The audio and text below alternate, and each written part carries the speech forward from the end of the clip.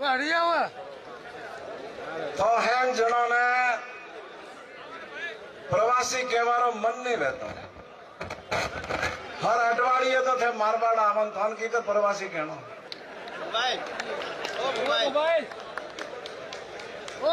आज आइए भाई हुआ लंबी बात कहने का अवसर नहीं है मैं ये चीज कर ले चिंता ना कर। और हम सब लोगों को ये समझने की जरूरत है कि अशोक गहलोत का मतलब क्या है। अशोक गहलोत राजस्थान का 50 साल का इतिहास है।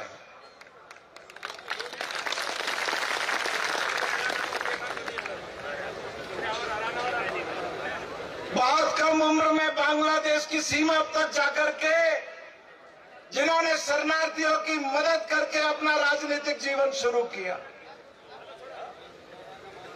और कोई राजनीतिक घराने से नहीं आते। वो रेलगाड़ी के 3rd क्लास के डिब्बे के अंदर ट्रैवल करके जिन्होंने अपनी राजनीतिक यात्रा की शुरुआत की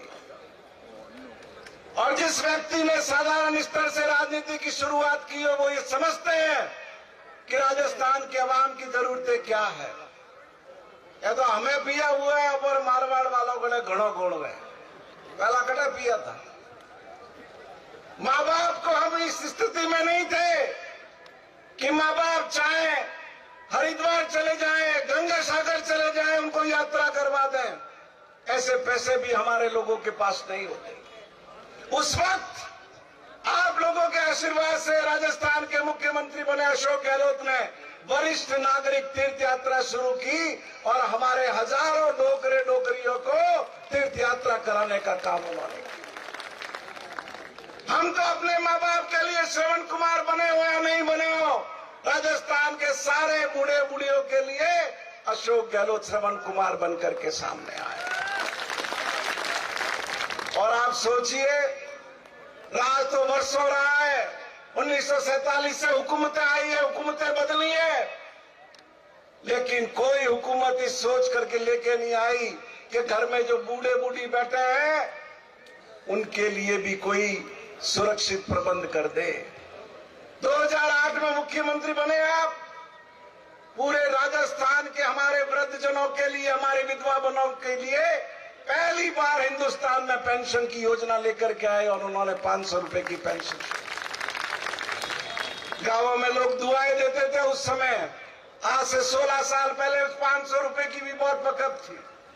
लेकिन भारतीय जनता पार्टी के नजरिए और आपके नजरिए में आप फर्क देखिए।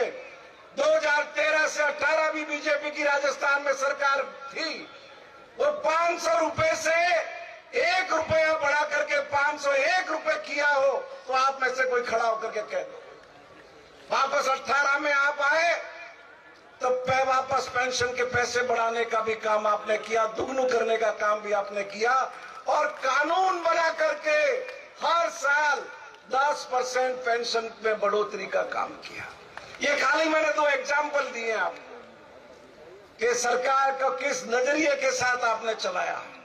मैं आज कोई राजनीतिक टिप्पणी नहीं करूंगा, मैं सिर्फ आपको ये कहने आया हूं कि हम किस गौरवशाली परंपरा से जुड़ने का जालोर और सिरोही के हम लोगों को मौका मिला। आप उनके एक एक फैसलों पर नजर डालिए।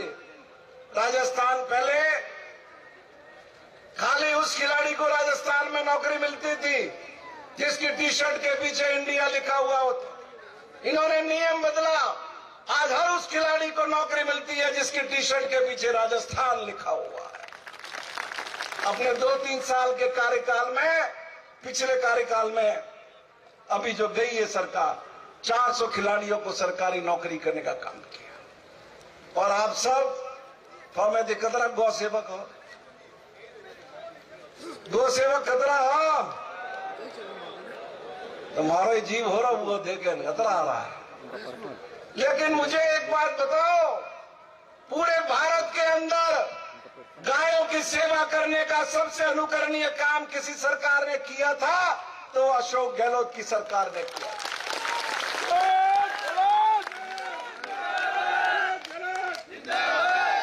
और 2018 का वो समय मैं याद दिलाऊंगा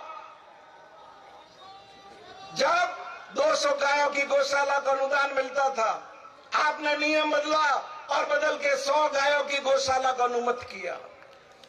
3 लाख गाय राजस्थान की गौशालाओं में 2018 में थी, आज 11 लाख गाय राजस्थान की गौशालाओं में पल रही है। 2018 के अंदर राजस्थान की तत्कालीन सरकार मात्र 300 करोड़ रुपए गायों पर खर्च करती थी। आपने 23-24 के अंदर उस बजट को 1700 करोड़ रुपए तक पहुंचा दिया। 13 से 18 में बीजेपी सरकार ने 5 साल में 500 करोड़ रुपए खर्च किए, आपने 5 साल में 3000 करोड़ रुपए खर्च किए। तो फैसला आपको करना है। एक तरफ तो ये गायों की सेवा करने वाले नेता है और दूसरी तरफ वो लोग हैं जिन्होंने गायों के मांस को निर्यात करने में भारत को सबसे पहले नंबर पर ला करके खड़ा कर दिया है। मालूम तो होगा ही कौन है, पता तो होगा ही आपको। जिन्होंने वादा किया था 2014 के अपने घोषणा पत्र के अंदर कि हम गायों की हत्या को रोकने के लिए राष्ट्रीय कानून लाएंगे।